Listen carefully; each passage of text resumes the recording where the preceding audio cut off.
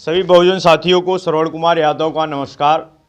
मित्रों, हमारे channel YouTube channel Samajwadi क्रांति को सब्सक्राइब करिए, शेयर करिए, जिससे आपको हमारा वीडियो निरंतर मिलता रहे।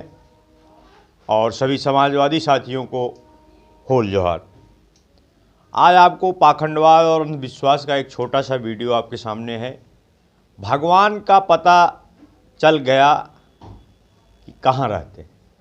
अगर आपको नहीं पता तो पूरा वीडियो देखिए, आपको भी पता चल जाएगा कि भगवान कहाँ रहते हैं। आपने कहानियों में पढ़ा होगा कि हाथी का पैर मगरमच्छ ने पकड़ लिया तो उसने हरि को पुकारा। हरि नंगे पांव दौड़ आए और मगरमच्छ का वध कर गज हाथी को मुक्त कराया। दुशासन ने द्रौपदी का चीरहरण किया तो उन्होंने भी हरि को पुकारा।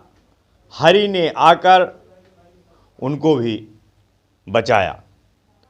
होलिका ने प्रहलाद को जलाने की कोशिश की तो प्रहलाद ने हरि को पुकारा और हरि भी उनको बचाने पहुंच गए। गोकुल ग्रामवासियों ने इंद्र के प्रकोप बाढ़ से बचाने के लिए हरि को बुलाया और हरि आए। गोवर्धन पर्वत एक अंगुली से उठाकर उन सब गांव वालों को बचाया। और दो चार कहानियां आप खुद अपने मन से जोड़ लीजिए। अब आइए आपको वास्तविक घटना पर आते हैं, जो सच्चाई है। जो महमूद गजनवी ने भारत में 17 आक्रमण किए, सोमनाथ का मंदिर लूटा और भयानक मार काट की। लोगों ने फिर भगवान को पुकारा। गजनवी के सैनिक रक्तपात करते रहे, लेकिन कोई भगवान नहीं आया। क्यों नहीं आया? भारत पर हमला करने शक, तुर्क, गौरी, खिलजी, तुगलक, सैयद, लोदी, मुगल, डच, अंग्रेज भी आए, लेकिन भारत भूमि को लंबी गुलामी से बचाने कोई भी भगवान नहीं आया। ऐसा क्यों? औरंगजेब ने अपने भक्तों को मार मार कर मुसलमान बनाया, लेकिन सहायता के लिए कोई भी भगवान नहीं आया। बेचारे भक्त केदारनाथ दर्शन के लिए गए। अब केदारनाथ में प्रलय आ गई, 20,000 भक्त मारे गए। भक्त फिर भगवान को सहायता के लिए पुकारते रहे, लेकिन फिर भी कोई भगवान नहीं आया और भक्त मरते रहे और भगवान देखते रहे। आपने सिर्फ अपना घर यानी मंदिर बचाया।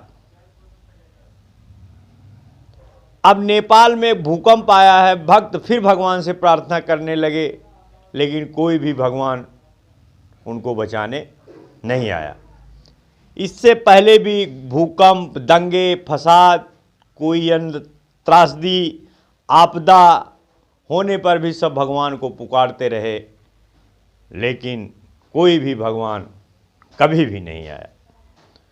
इससे क्या सिद्ध होता है? इससे सिर्फ एक ही बात सिद्ध होती है कि भगवान बचाने को तो आता है, लेकिन सिर्फ मिथकी, झूठे किस्से, मनोहर कहानियों में। अब अगला सवाल ये होता है कि भगवान कब सहायता करने आता है? बहुत सीधी और सिंपल सी बात है। जब कहानी लिखने वाला भांग खाकर लिखने लग जाए, तब समझ लीजिए कि भगवान बचाने आ गए। फिर अगला सवाल, भगवान किसकी मदद करता है?